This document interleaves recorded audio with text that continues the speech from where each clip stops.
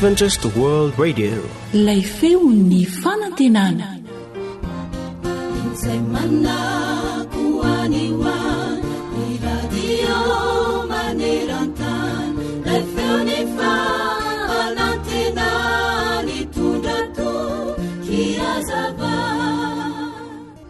Ny lalana mankany amin'ny fahombiazana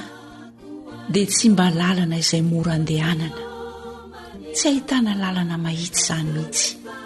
fa tsy maintsy misy fiolanana maro izay antsoina hoe fiahiahiana. Mizotra eny ianao dia mandalo amin'ny lalana izay ahitana sakana maro samihafa toy ny namana sy ny fahavalo. Avy eo ianao dia hifanojo amin'ilay jiro mena mirehitra manakana ny fandehananao iampita izay atao hoe fianakaviana. Mety isy ny fahasimban'ny lalana eny an-tenatenany eny, izany no atao hoe asa. Kanefa mety ahita fitaovana izay ahafahanao manamboatra izany ianao, izay antsoina hoe ny finiavana. Aza miemotra fa tohizo ny dia, satria eo ilay motera izay antsoina hoe faharetana, ilay antoka antsoina hoe finoana, ilay mpamily antsoina hoe fanahy masina, izay hitondra sy hitarika anao amin'io lalana izay alehanao io, ka hitondra anao any amin'ilay toerana antsoina hoe fahombiazana. Raha tianao izany ny ahomby, dia eo Jesosy vonona hiara-ty aminao. Anampy ianao hamakivaky izany lalana mankany amin'ny fahombiazana izany izy, satria izao no lazainy hoe izao ny lalana sy fahamarinana ary fiainana ho Jesosy. Tsy misy olona mankany amin'iray afa-tsy amin'ny alalako. Jaona 4:10 ary dia mbola ampahery ianao ihany koa izay voalazan'ny Salamo 7:30 manao hoe ankino amin'i Jehovah ny lalanao ary matoki azy fa ataony tanteraka. Amen.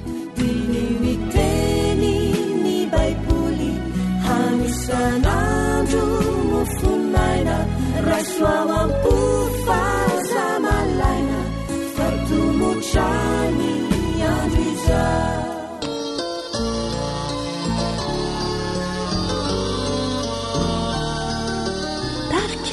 cœur de l'île.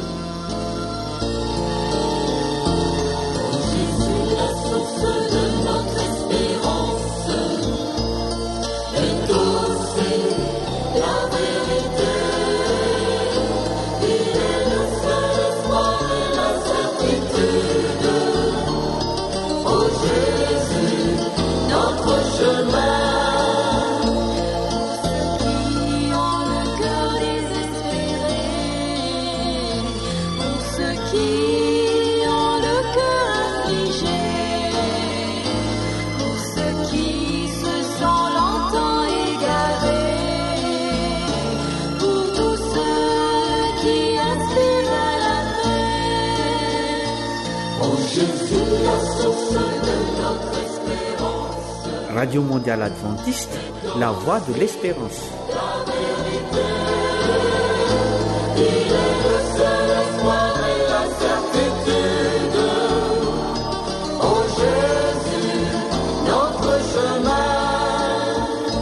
Tous ceux qui s'en rebellent tout-puissants, tous ceux qui sont durs et calcitrants, pour ceux qui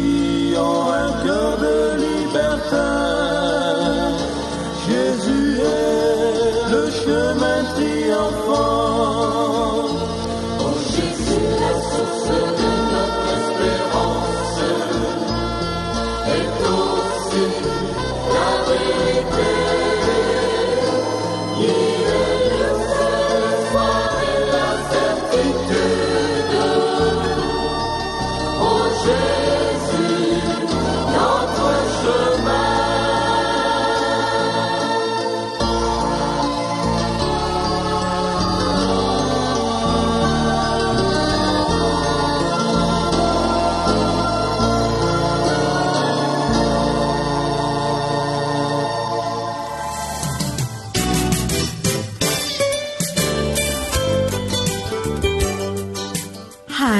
ny fahasalamako. alio misoroka toy izay mitsabo.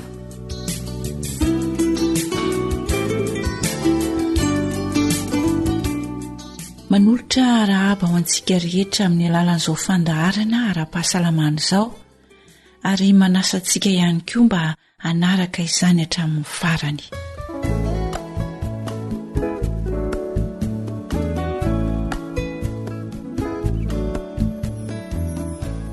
harena ny fahasalamana ary tena misy tokoa ny zavatra izay tsy fidim-bola nefa azon'ny olona rehetra atao tanterahana na lazany na vavy na ny kely na ny lehibe na ny manana na ny mahantra mba hitandrona ny fahasalamana. Tsy inona izany fa ny fahadiovana. Tsy vidim-bola ny fahadiovana nefa azo atao tsara. Nefa ihany koa mety tsy ho voavidy vola ny vokany raha ataontsika atsirambina. Mbola adinidinika mahakasika izany indrindra no ndeha hifampiresahana hifanolorana eto mba hitondra ny mahasoa antsika rehetra. Koa dia meno finaritra ary.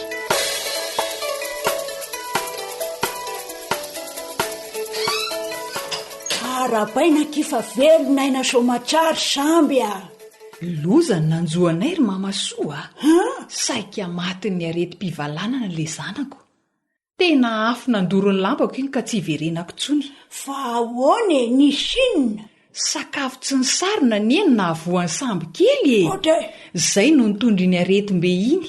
Zava-dehibe fanasana tanana fa tsy latsa-danja ihany koa fanaronana ny sakafo, hierovana azy amin'ny loto sy ny lalitra izay mety hitondra areti-pivalanana sy otrikaretina maro samihafa ary mamasoa iny dokotera. Aleo mahavatra kely manarona ny sakafo amin'ny fitaovana madio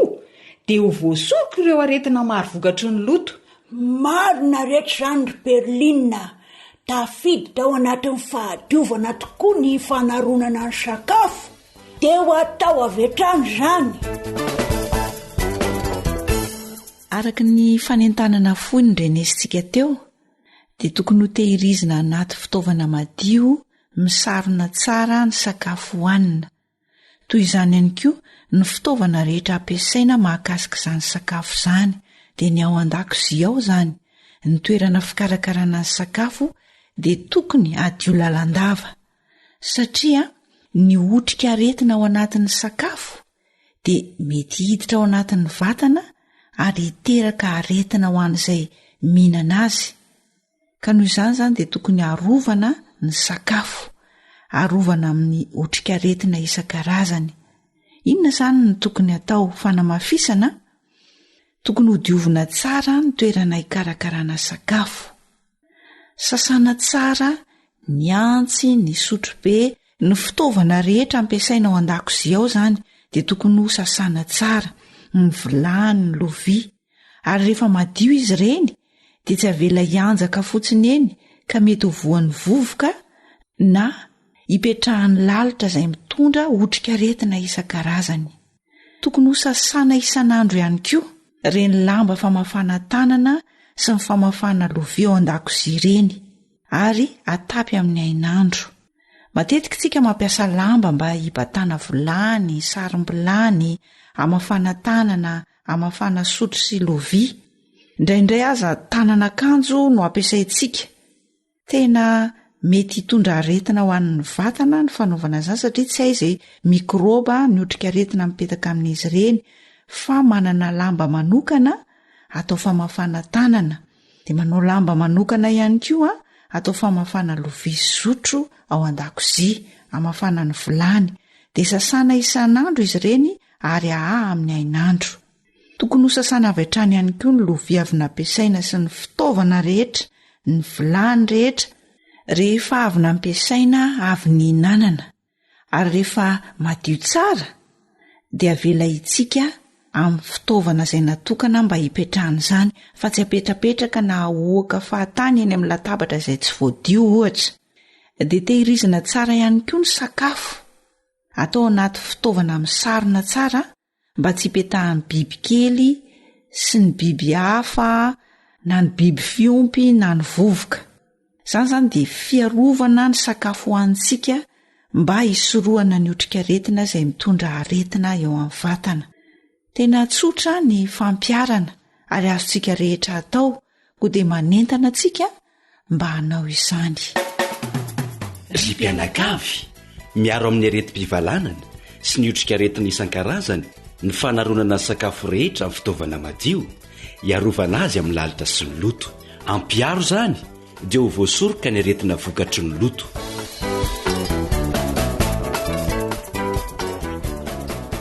Eny ary averina indray, aleo misoroka toy izay mitsabo. Samy mazoto mampianatra ny ankohonantsika isika, mitandro ny fahadiovana, zarina amin'ny lalana tokony alehan'ny zaza mba hisoroana ny aretina maro, indrindra fa ny aretim-pivalanana izay mpahazo ny zaza. Mazotoa tadidio tsara fa ny fahendrena avy any ambony madio aloha hoy ny tenin'Andriamanitra. Misaotra anao naharitra ny aino hatramin'ny farany.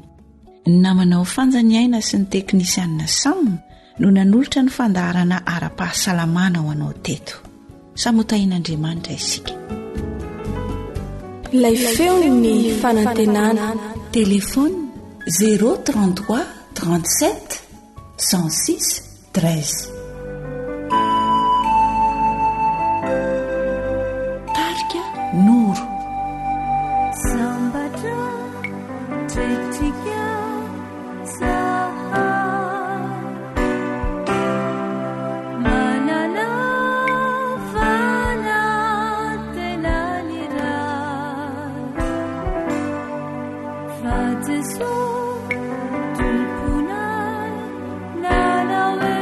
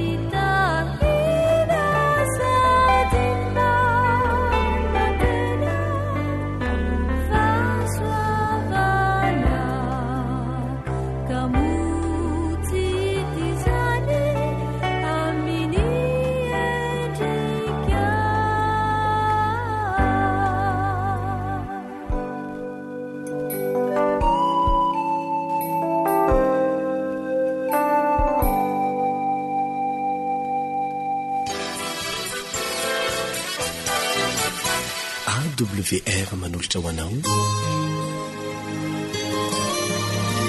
feo ny fonantena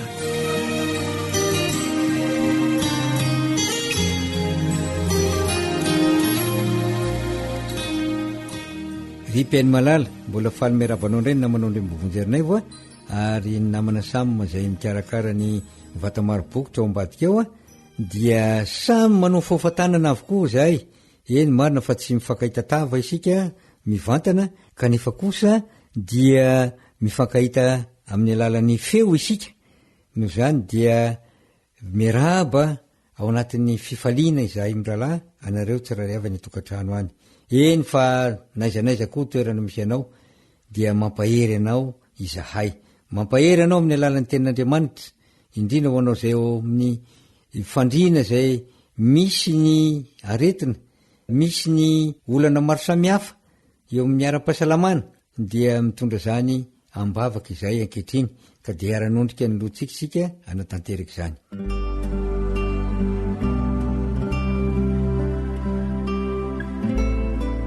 ry rainay masina sy tsara indrindra ny an-danitra zany an-danitra ny fonenanao ambony seza fiandriananao ianao kanefa dia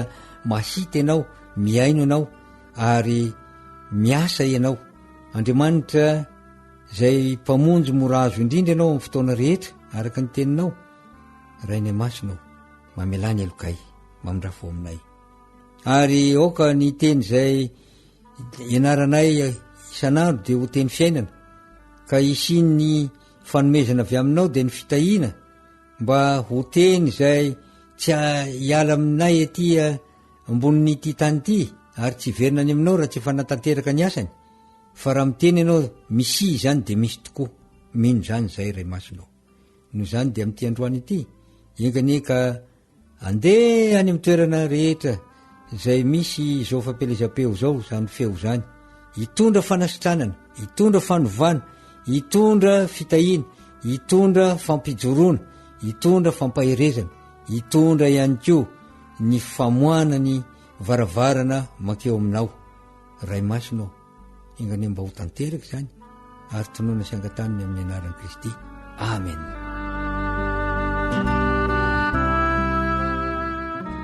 dia ary sika anokatra ny tenin'Andriamanitra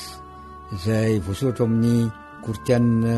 voalohany toko 10 any 7:20 vakitsika aloha ny tapany voalohany amin'izany tenin'Andriamanitra zany rehefa aveo sika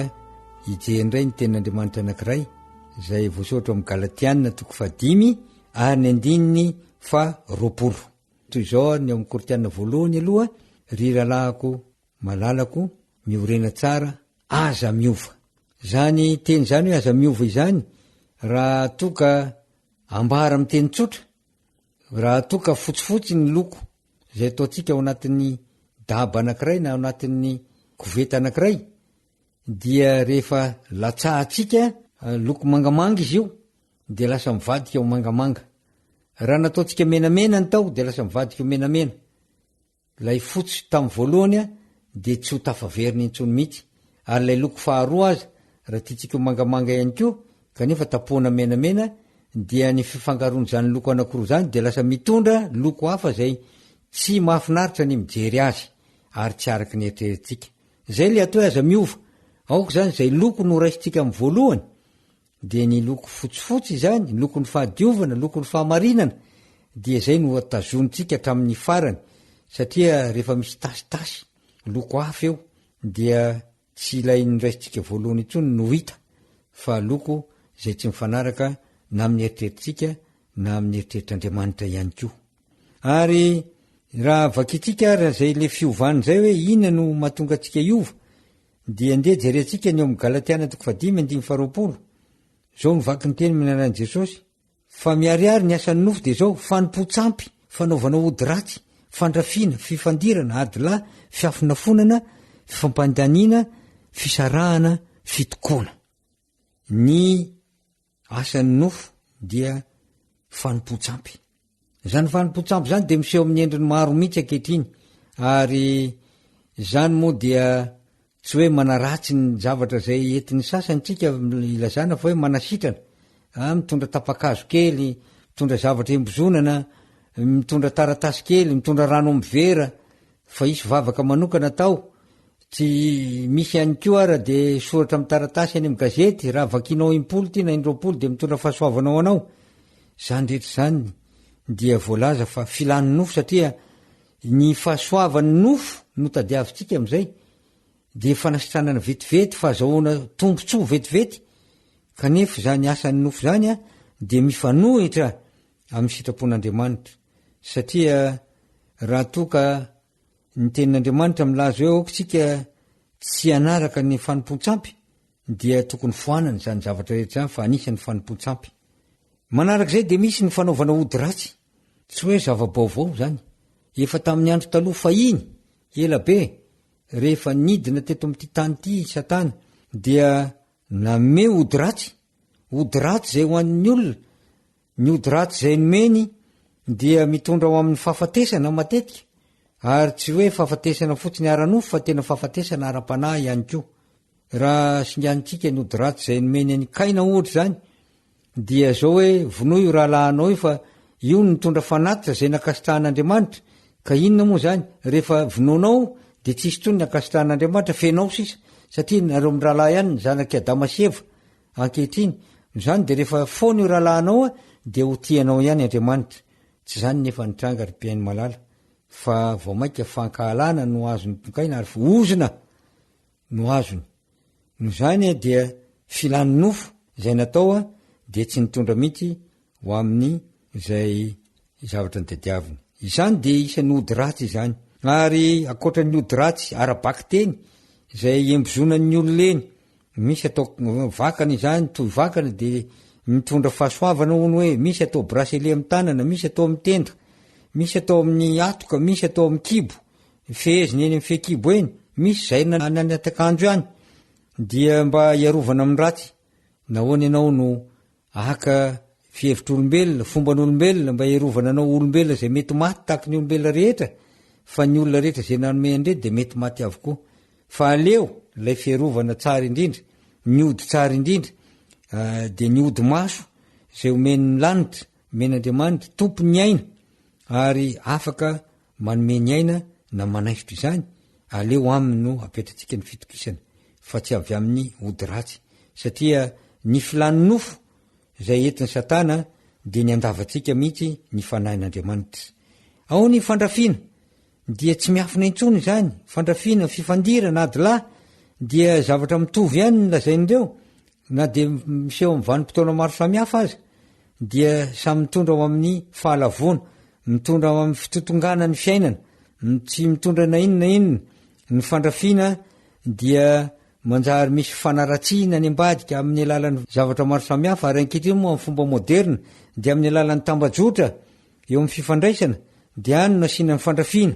mifandrafy tsy mifanatrika fa mifandrafy amin'ny alalan'ny teny ary tadio nefa fa ny teny dia tahaka ny tenin'Andriamanitra de mandeha manao ny asany izy ireny tsy ny tenin'Andriamanitra ihany manao ny asany fa ny tenin'ny devoly koa mba manao ny asany ka ny anatin'ireny tambajotra tranokaly ireny dia ahitana teny be debe zay ahitana fandrafina fifandirana sy adilay amin'ny lafin'ny mpiainana maro mihitsy ry mpiainy malala filany nofo avokoa zany rehetra zany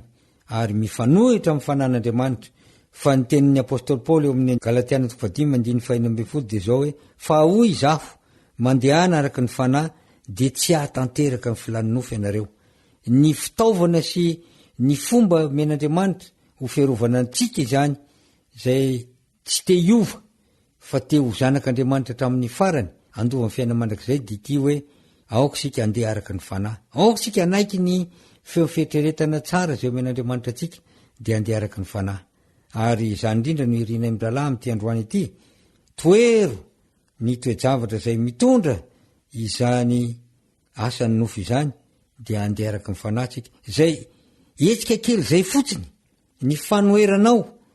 ny asany nofo de efa mitondra anao sady manokatra ny varavarana ho amin'ny fiainanao ara-panahy miaina araka ny fanahy de ny fanahin'Andriamanitra izany manoera ny devoly de andositra anareo izy hoy ny apôstôly Petera ary zany tokoa ny ilaintsika am'izao andro zao satria be ny zavatra mitranga amin'ny fiainantsika zay isehon'ny asany zany devoly izany ka ny tsy misy afa-tsy ny fanoerantsika azy no fanafody ahafahantsika miala amin'ny filanonofo rehetra zay atolona.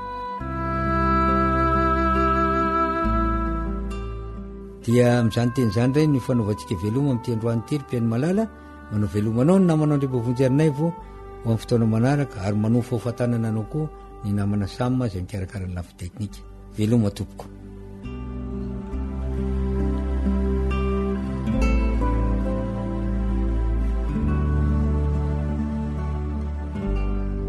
awr malagasy @gmail.com.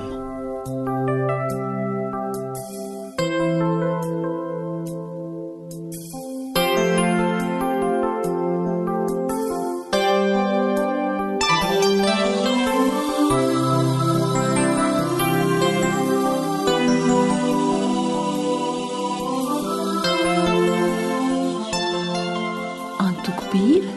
feon'ny anjomara mahajanga. Tompo mamela neloko zay vitako eny fantatro fa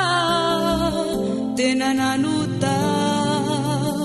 ary tsy nanao ny sitrapona.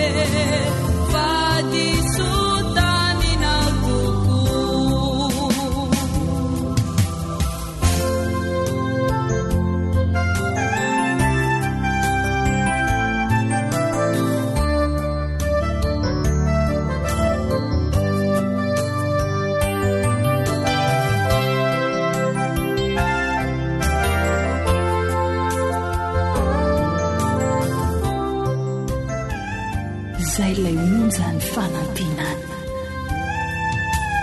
Tombo baraso itite nakuiti diuvimbavu tena umendika tuku ni uzana kamandrakiza.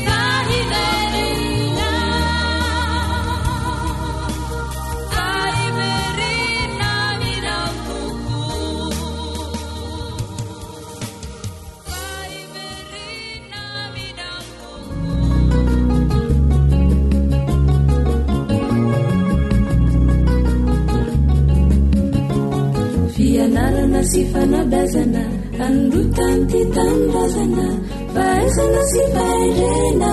olovany ty firenena darena zaro tsy maharitra fa tsara manatsy ary lavitra ny fianarana re azatsanina fa manomanana olombanina.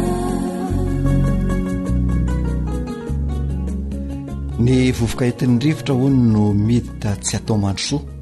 ary ny akony sy dokany atao mandrosoa ka metsampy ny ampitoeranentana fa izay kosa dia faly sy rafo satria nampidirinao ato tokantranonao ato amin'ny alalan'izao fandarana fanapiazan'izao ka dia miarabanao mpieno mirary soa mandrakarivo miarabanao namana lehilahy miaraba ihany koa ny namana eo amin'ny lafin'ny teknika. Ia dia faly manolotra ny araba ho anao mpiaino dia faly miaraba ihany koa namana joelina antorimisa tafaraka somatsara eto amin'izao fandarana izao indray hitondra ny mahasoa ao anatin'izao fandarana fanapiazana izao.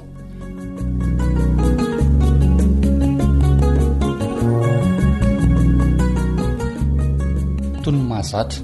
izay efa fanaontsika dia tsara raha tsy hahivina kely aloha ny resaka ny fanaovantsika teto amin'ny fandarana namana joely ka tato anatin'izao fandarana fanabiazana izao no ny resahantsika fa adidinao ray aman-dreny ny maniraka ny zanakao mba anao raharaha ho nytokantrano ao. Eny fa na dia manana mpanampy azy ianao fa raha tsy rahanao ny zanakao fa ampiatainao izy dia ankizy tsy afaka ny anampy anao izy rehefa oriana kely ao ary ankizy ho simba io zanakao io rehefa any aoriana. Nyresantsika tato anatin'ny fandarana ihany koa fa adidinao ray aman-dreny ny maniraka ny zanakao izany natao mba ahafahanao mamantatra ny toetrany mba ahafahanao mandrefy ny toetrany sy ny zavatra izay vitany dia tsy maintsy manampy ny olon-dehibe ny ankizy no resantsika tato anatin'ny fandarana avokoa izany rehetra izany na izany na tsy izany anefa dia avela anana ny safidiny malalaka tsara ny zanakao amin'ny zavatra izay tiany sy amin'ny zavatra izay ataony nefa tsy avela mandeha fotsiny amin'izao izy fa asiana fanaraha-maso ihany tsy avela manao kaboraraka fotsiny akory izay moa no mety fitenenana ahafahantsika mahatakatra azy. Avela ihany koa ny ankizy hikaroka izay mahasoa azy dia mety hoe ao anatin'ny fianarana izany ny fialam-boly na ny fidirana anaty fikambanana ary azo ampiana mihitsy izy satria ireny fifaneraserana ireny any an-tsekoly any anatin'ny fialam-boly any anatin'ny fikambanana ireny dia anisan'ny mampivelatra ny maha-izy sy ny maha-izay io zanakao io ary aoka tsy ho adininao ray aman-dreny re ny manome teny fampirisihana mandrakariva aza dinoina mandrakariva ihany koa ny manome fankahirezana manome fankasitrahana ny zanakao fa antoka ny anana ny fahatokisantena ny fanatanterahanao izany rehetra izany dia aza dino ihany koa ny mametraka ny fifampitokisana eo aminao ray aman-dreny sy eo amin'io zanakao io zany rehetra zany ray aman-dreny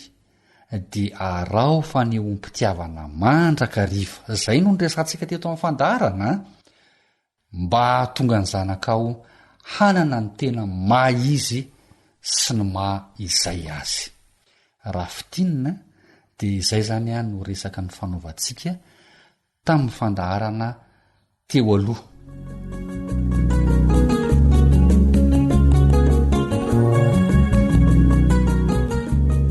Amin'ity anio ity inona indray ary no masaka azontsika atolotra ny mpiaino namana joelantormisa. Ny horesantsika an'io dia tsy hiala isika amin'ny resaka mikasika ny zaza ao anatin'ny fahamotiany izany hoe eo amin'ny 12 taona sy ny 13 taona ny zaza izany hoe eo dia isehoana toejavatra maromaro. Inona avy ilay toejavatra maromaro ny ho tanysaitsika ao anatin'izao fandaran'izao namana joely. Amin'ity an'ity zany aloha dia zaza tia manohitra no resantsika zany hoe amin'ny akapobeny a de te alalan'ny toerana misy azy eo anivon'ny fianakaviana io zaza io ny zaza zany ary toeriny ireo fitsipifehezana apetraka ao tokantrano indrindra raha tsy nanontaniana ny heviny mikasika ilay fitsipifehezana izay napetraka mitaky avy hatrany ny fahafahany io ny zaza mitaky ny fahefana izy mitaky ny fahaleovatenany ny zaza ao anatin'ny sokajy-taona io ary laviny mandrakariva ny lalàna sy ny tokony atao eo anivon'ny fianakaviana sy ny fiarahamonina ary indraindray aza mety mitaky fihetsika amin'ny fanohatra amin'ny lalàna mife ny fiarahamonina ny zaza ao anatin'io sokajy-taona io andetsika mihoatrana manajoely ohatra teanao ditra sy dido fotsiny zao zany ny zaza teneninao zany izy ohatra hoe rehefa vita ny raharahanao zay anao vao afaka amin'ny lalao mandeha manao baolina de ny zavatra ataony tonga izy manohitra tonga de lasa izy manao baolina atsipony kitapo de tonga de lasa manao baolina de indraindray misy fifamalina sy tsy fifanarahan-tsaina ao tokantrano ny zazavavy ny tena tratranyity de amony tena dia tena misy hoe fisika mihitsy andeha amony tena andrapaka fanafody na mandray zava-maranitra hoe amin'ny tena izay zany le fihetsika manohatra tia manohatra be fahatany fotsiny izay ataondreto zaza reto eo anivon'ny fiarahamonina sy ny tokantrano ohatra koa hoe misy toerana zay tsy avelan'ny tompo-tanàna idirana misy voankazo de toeriny reto zaza reto zany lalàna apetrak'ilay tompony fa tonga de miditra ao izy a de maka zay alainy ao zany zany le toetra tia manohitra azadino zany fa ao anatin'ilay sokajy taona 12 ka hatramin'ny 13 taona no hitrangany izay zavatra zay eo ihany koa na manarila de efa mihevitena ho lehibe mihitsy reto zaza reto ka na ny fiteniny dia ataony tahaka ny fitenin'olondehibe zany indraindray ko zavatra fahita misy fikombonana ara-tserasera ny zaza izany hoe tsy tiany ny miserasera na miresaka afa-tsy ny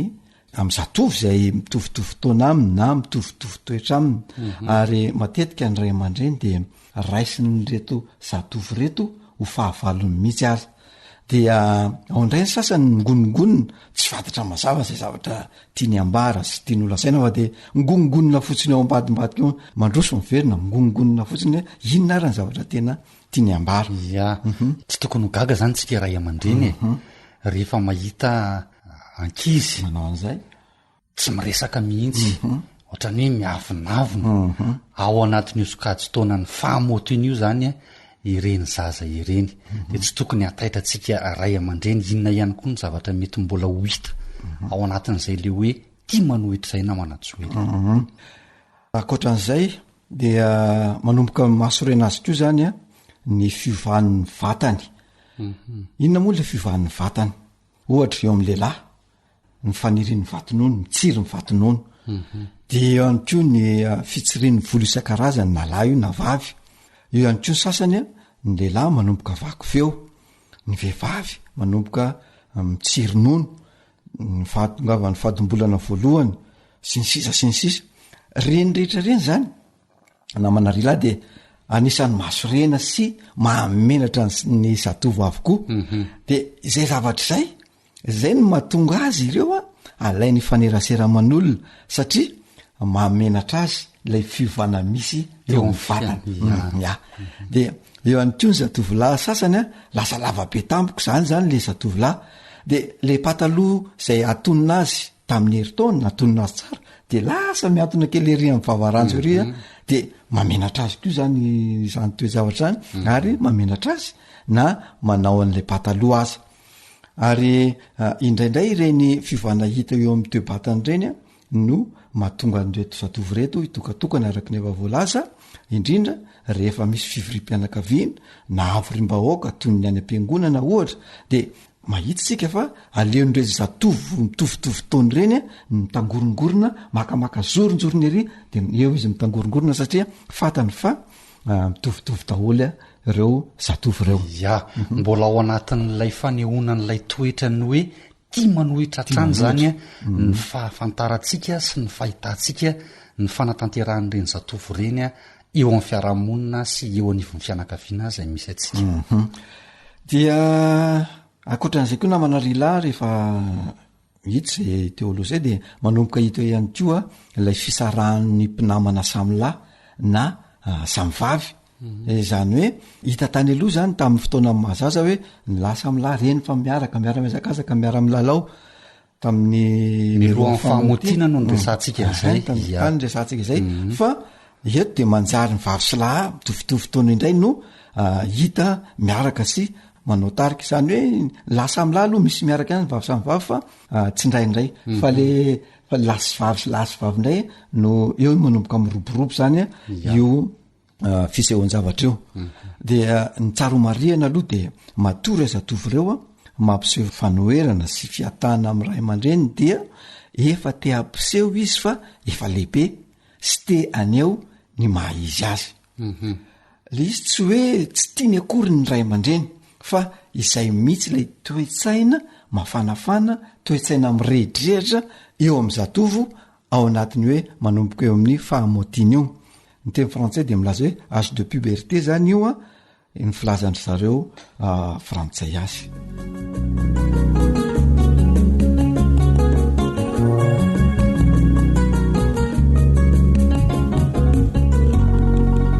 eny ary zay zany a no mahakasika ny toetra hita eo amin'ny zaza 12 ka hatramin'ny 13 taona na ao anatin'ilay vanim-potoana ny fahamotiana hoy isika teo toetra iray ihany no nyresantsika teo de le hoe tia manohitra manoloana an'izay a ahoana kosa ary a no fietsika na ny zavatra tokony ho ataon'ny ray aman-dreny amin'ny maray aman-dreny ray aman-dreny a de manana didy goavana ny ray aman-dreny manoloana ny toetra sehoan'ny zatofo tafiditra ao anatin'io fahamotiana io satria atao hoe fady ny manosy-botanana ny zatofo eo fa manjary boka mialipozy anao ray aman-dreny de manosika ny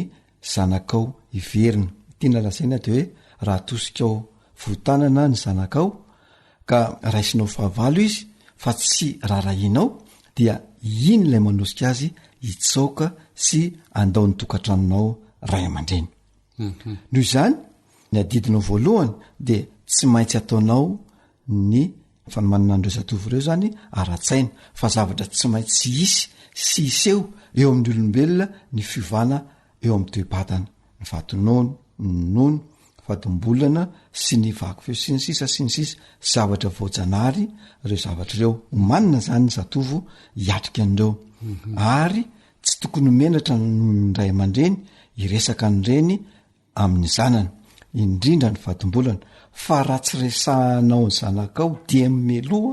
izany resaka fatombolana zany de anivelana izy ny resaka zany ary de lasa voasarikany ilay zanako vavy dia farany tonga any amin'ny firaisana ranofo no iavarany amin'ny ray aman-dreny ianao ihany keo de mila mifanara-tsaina amin'ny zatovo ianao ray aman-dreny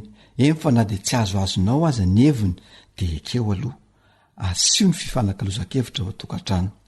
mila mifanaja amin'ny keo ianao ray aman-dreny mila maneho fitiavana aminy tsy tsara ny mibaiko azy mandrakariva fa ny ataonao de mitarika azy manazatra azy manoro azy manampy azy ary raha sanatria tojo fahasairana sy tsy fahombiazana izy dia anjaranao ny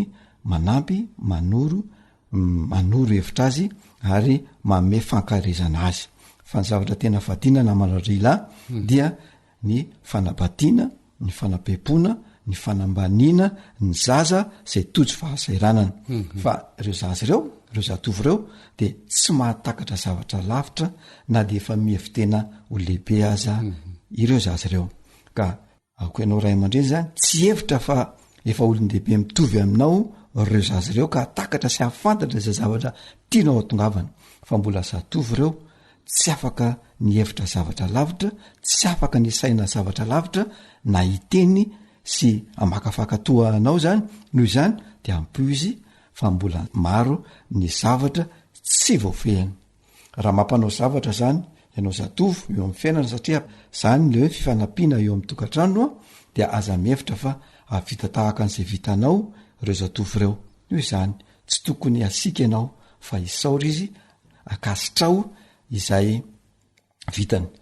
tario izy ary ome fakasitrahana rehefa mahavita zavatra omety mifampirisiana mandrakariva fa tsy fibedesana na fanakotabana mandrakariva no asetrinao zay zavatra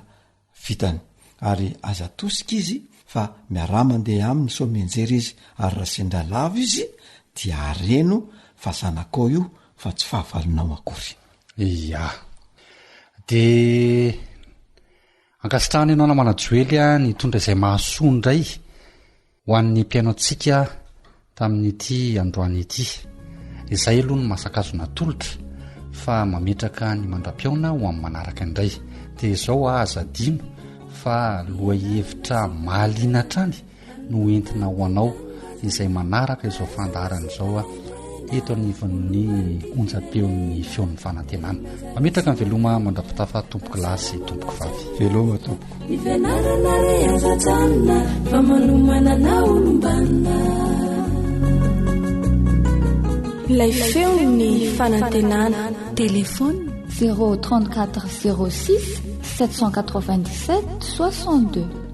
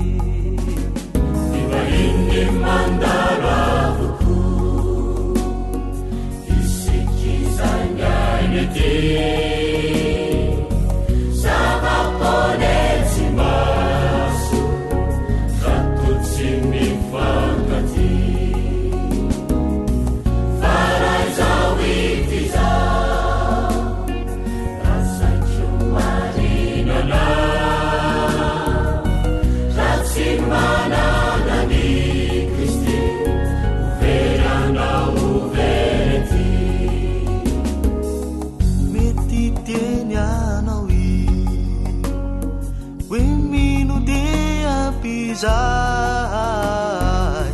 mentanentanado citan anduvaletani kanan tsara loatra izan izao komba manirihoany ka hofaly jeso kristy hahita sy aminao miarady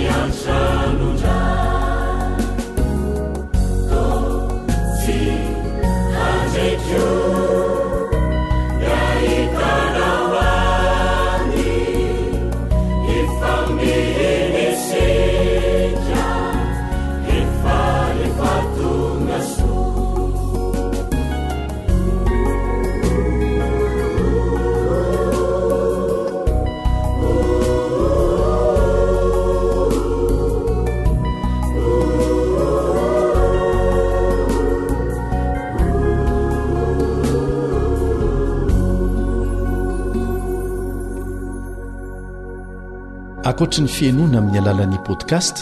dia azonao atao ny miaino ny fandaran'ny awr sampana teny malagasy amin'ny alalan'ni facebook isan'andro amin'ity pejy ity awr feon'ny fanantenana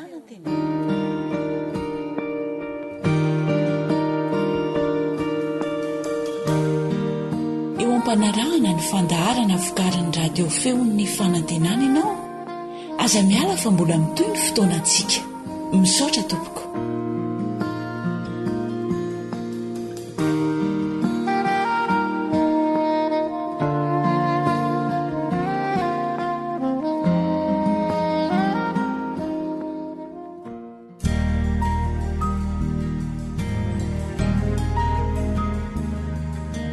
faniteninao no fahamarinana taridalana manokana fianarana baiboly avoaka ny fiangonana advantista maneran-tany iarahanao amin'ny feony fanantenana sy ny departementany sekoly sabata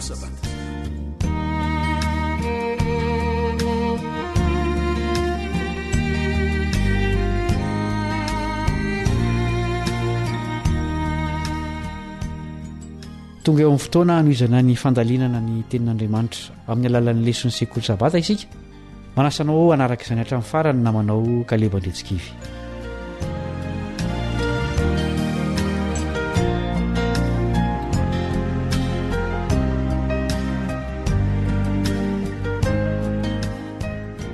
mbola mianatra ny amin'ny fijerin'andriamanitra ny amin'ny fiainana isika ny anarantsika tany am-piandohana fa samihafa ny fijerintsika sy ny finoantsika mikasika ny fiainana ahoana no ahitany tsy mino an'andriamanitra ny havana eny amin'ny lanitra mahita zavatra tsotra eo amin'ny natiora izy izay fitambaran'ny rano sy ny hazavana fotsiny izany no maritany tsy mpino ny havana fa ny olona mino baiboly kosa dia mahita fa famantarana nomen'andriamanitra ny havana fa tsy andravany tany ntsony izy Genesis 5:7-12 Zao no nambaran'ilay mpanoratra kristianina antsoina hoe Ellen White ny amin'izany ao amin'ny bokyny mitondra lohateny hoe patriarika sy mpaminany takila fa 900 hoy izy akory ny alehibe ny fitiavan'Andriamanitra izay nihetry sy nangoraka ny zavaboarin'ny malemy ary nametraka ilay famantarana mahafinaritra teo amin'ny raona ho mariky ny fanekena nataony tamin'ny olombelona izay nokendreny dia ny anome reto olona izay hipoiran'ny taranaka oriana ny fahalalana momba ny havana be voninahitra mivelatra eo amin'ny lanitra koa rehefa manontany azy momba izany ny zanany dia mirina amin'izy ireo indray ny tantarany safidrano izy sy ny ondrehan'ilay Andriamanitra avo indrindra mba hametraka ny havana ho eo amin'ny raona ho fanomezatoky fa tsy hanafitra ny tany intsony ny rano. Ny kristianina miandro ny fiverenan'i Jesosy dia mino fa ny baiboly no fototra iorenan'ny fampianarana rehetra.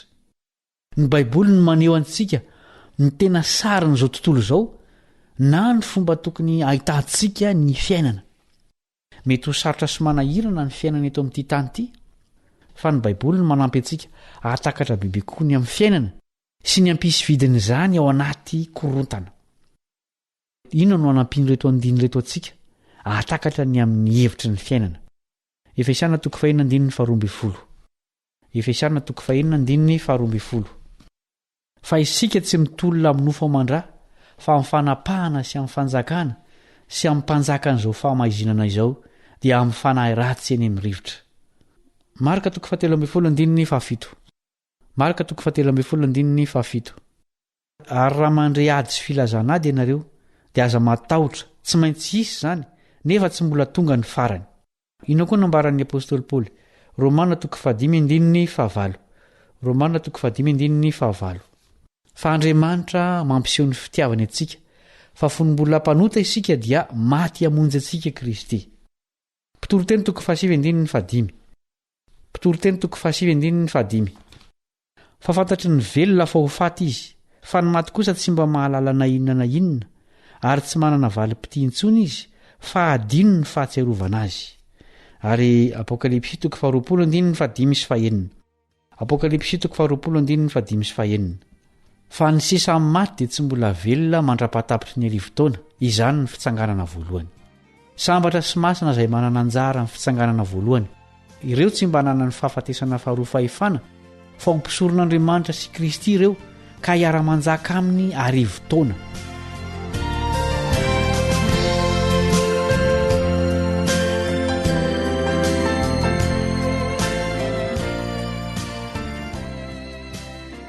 Amin'ny mampiandry ny iverenan'i Jesosy atsika dia tokony hijoro tsara amin'ny fahamarinan'ny baiboly sika. Io no fahamarinana nasehon'Andriamanitra ho an'ny olombelona. Ny baiboly no manazava amintsika ny zavatra maro izay tsy takantsika samirery. Noho izany tokony hifototra amin'ny baiboly ny fanabeazana kristianina rehetra. Tokony ho lavintsika ny fampianarana rehetra tsy mifanaraka amin'ny tenin'Andriamanitra. Ny dikan'izany mila mianatra ny tenin'Andriamanitra sika mba hahaizantsika manavaka ny marina sy ny diso. Aokarokatsahantsika tahaka ny arenana fenina ny fahamarinana ao amin'ny baiboly. Dia hisaraka indray aloha sika androany, manantenam-bola ho tafahoana aminao ao amin'ny fizarana manaraka ny namanao Kalebo Andretsikevy.